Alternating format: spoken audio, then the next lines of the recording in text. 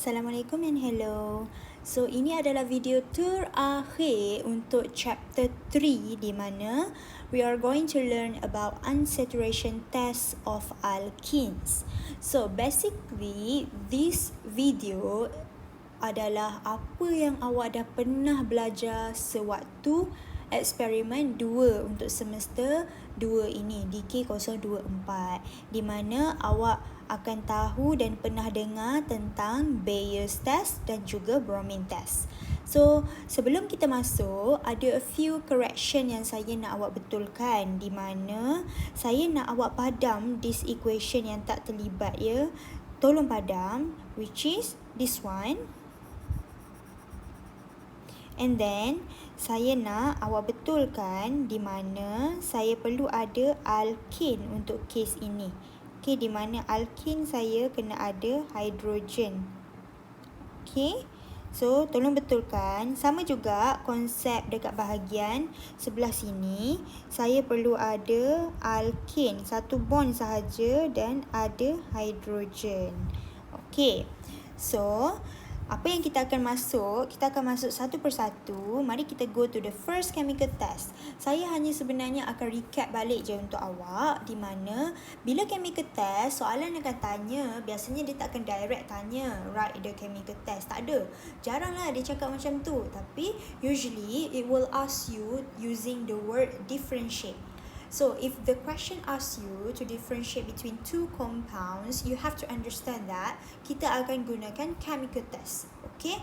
So, untuk chemical test yang pertama, we have to learn about Bayes test. So, ejaan dia mesti betul because this is the name of a person, of a scientist yang inventkan test ini. So, sebab tu ada apostrophe S dekat sini. And then, chemical test ini memang selalunya digunakan untuk alkane dan alkene. Tapi kalau ada compound lain selain alkane, dia mesti compare dengan alkene sebab hanya positive result untuk alkene sahaja. So, what will happen? Sama ada soalan tu tanya state ataupun write the reagents and condition, awak kena jawab dalam bentuk ayat. Awak tak boleh tulis macam dalam equation like this. Okay, dia a bit different. So, kalau contoh soalan suruh tulis state the condition and reagents for Bayes test, caranya adalah awak jawab seperti mana yang saya tunjukkan dekat sini. Reagents dia adalah dilute alkaline KMnO4 ataupun awak boleh tulis nama penuh nama full name untuk KMnO4 which is potassium permanganate. Seterusnya awak boleh juga tambah di mana kalau dia tanya condition, you have to put condition sama ada cold ataupun room temperature. So mana-manalah. Janganlah tulis dua-dua. Kalau tulis dua-dua, awak mesti letak perkataan atau dekat sini. Okey? Simbol atau kat sini. Okay, so itu yang awak kena faham. So let's go to how you want to write the equation. So macam biasa, awak dah masuk third chapters, awak patut tahu setiap cara reaction bertindak balas mesti ada cara yang spesifik untuk tulis equation dia. So same with the Bayes test, di mana kalau saya punya alkene, so this is my alkene, di mana alkene saya adalah ethene. Di mana ethene dalam kes ini dia hanya ada 2 carbon atom. So what will happen? Saya tak akan gunakan irregular alkene lah di mana ada banyak alkyl group, tak adalah. Saya guna yang simple one saja secara general. So what will happen? Dia akan plus with KMnO4. So KMnO4 akan berada plus bersama-sama. And then dia akan produce di atas anak panah adalah OH minus, di bawah adalah cold. Okay. Biasanya atas anak panah, you have to understand kebiasaannya dekat bahagian atas anak panah kita akan gunakan sama ada reagents ataupun solvent. Okay. Itu yang biasanya kita guna. Next one, kalau dekat bawah ni biasanya kita gunakan sama ada dekat atas ni saya tambah lagi satu catalyst.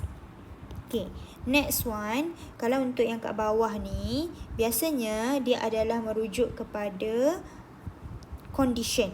So condition sama ada, this one heat sama ada, awak tulis heat macam ni, ataupun awak boleh tulis cold, ataupun awak boleh tulis temperature, for example 50 to 55 degree Celsius. So itu juga boleh berada di bawah, ataupun awak guna UV. So kena faham, bukan saya saja-saja tulis sahaja equation tu letak dekat atas dekat bawah, tak. Dia adalah bergantung kepada awak punya reaction yang berlaku. So, ini adalah anak panah awak. Sorry lah agak comot, tapi saya harap awak fahamlah apa yang saya nak maksudkan dekat sini. Atas dengan bawah adalah dua benda yang berbeza untuk kita letak dalam equation. So, continue with the Bayes test. So, apa yang akan terhasil? Konsep yang sama. Alkene akan buat electrophilic addition di mana you break this double bond and you will add 2 OH groups. So, 2 OH groups ni kita panggil dia sebagai diol.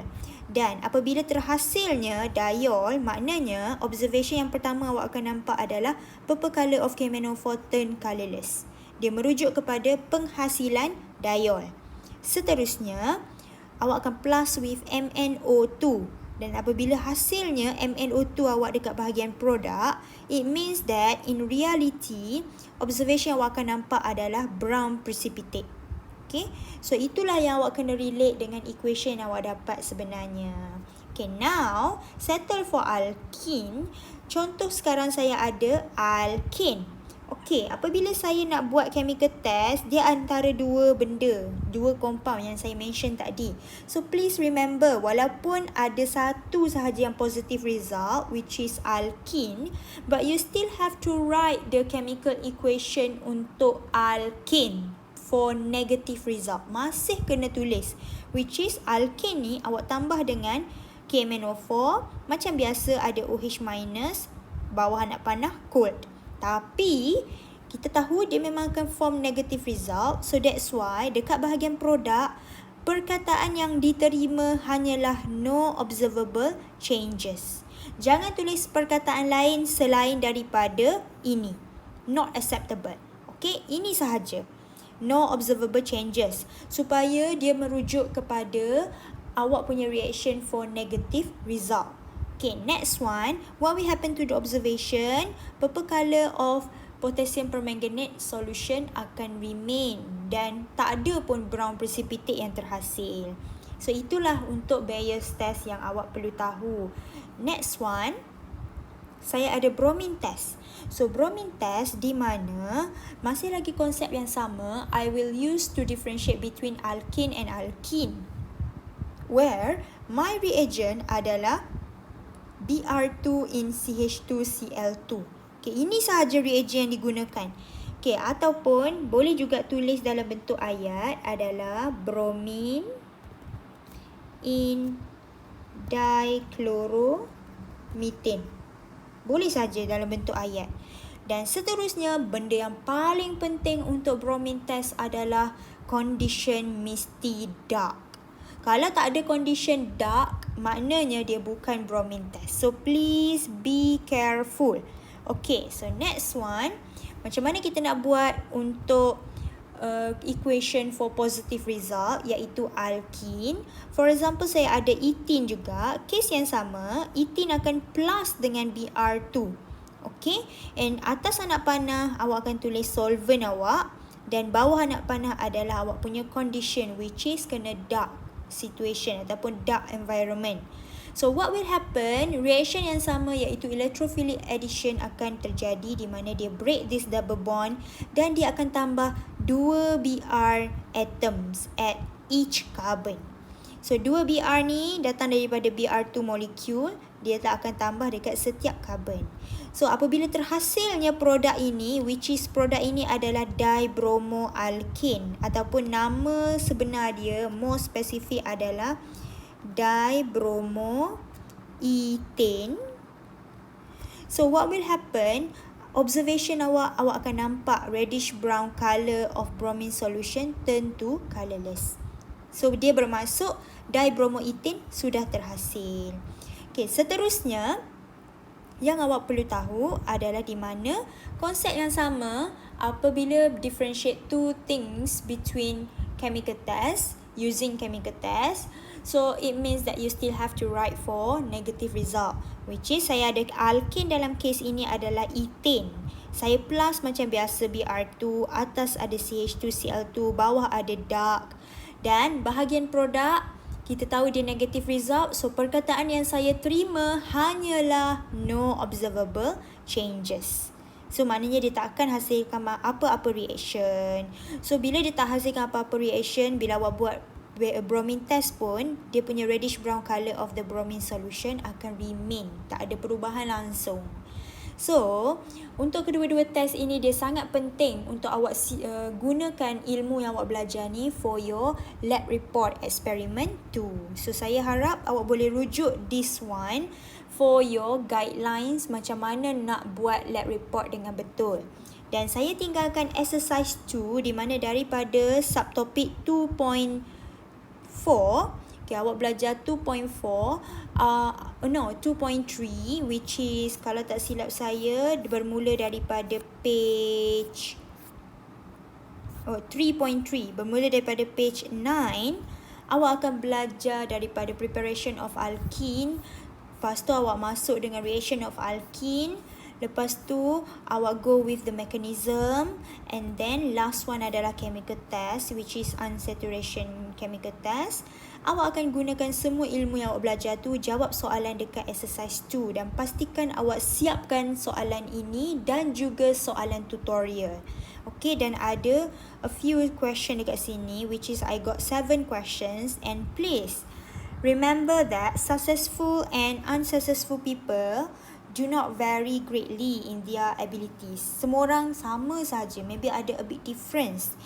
Cuma dia punya usaha dan semangat tu yang membuatkan seseorang tu maybe boleh reach their uttermost potential. So potential dia akan terselah lah apabila dia bersemangat. So saya harap awak boleh bersemangat lah bila belajar chapter 3 ni, sebab dia memang penting dan dia related to each other. Okay, so chapter 1, 2, 3 related to each other, dan siapkan latihan yang awak dah nampak dekat sini. Ada a few questions, siapkan latihan yang awak ada ni dan juga soalan tutorial. Dan saya harap awak boleh faham so far about this chapter, which is I think so far sampai situ sahaja yang kita akan belajar untuk this chapter. Tak panjang pun. So that's all for now. We will continue for the next video with the new chapter. So that's all from me. I hope you will do your best, and thank you so much for your effort. That's all from me. Thank you.